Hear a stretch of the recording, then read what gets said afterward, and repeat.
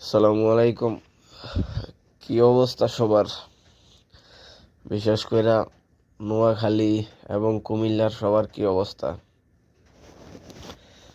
এখন বিষয়টা হচ্ছে যে আমরা আমরা মূলত যারারে নোয়াখালী কই, তারা আসলে কাহিনী হচ্ছে যে নোয়াখালী না, তারা হচ্ছে মূলত ব্রেন খালি, মস্তিষ্ক খালি, মজক খালি, বুঝছেন? তারার মাথার নোয়াখালী, তারার মাথার মজক নাই, ব্রেন নাই। কারণ আহ, কাহিনী হচ্ছে,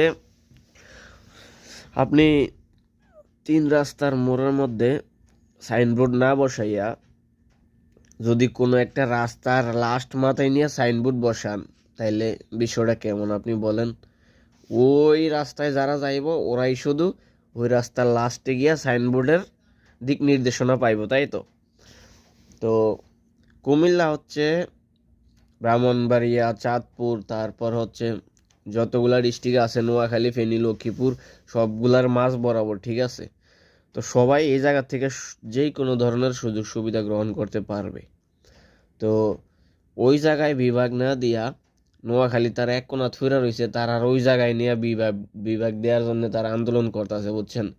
তো তারা এগুলা কিছু কিছু বিষয় থিঙ্কিং করে না, মানে কোনো বিষয় চিন্তা করে না। ওরা হচ্ছে কে হয়তো উস্কাইয়া দিছে ওরারে, তো যার জন্যে এজন থেকে ওইজন শোনে, ওইজন থেকে ওইজন শোনে, শুনে শুনে বলেছে বিভাগ চাই, বিভাগ চাই।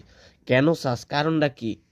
কোনো কারণ দেখাইতে পারে না, ওরা লজিক দেখাইতে পারে না, হুদাই বিভাগ চাই, বিভাগ চাই।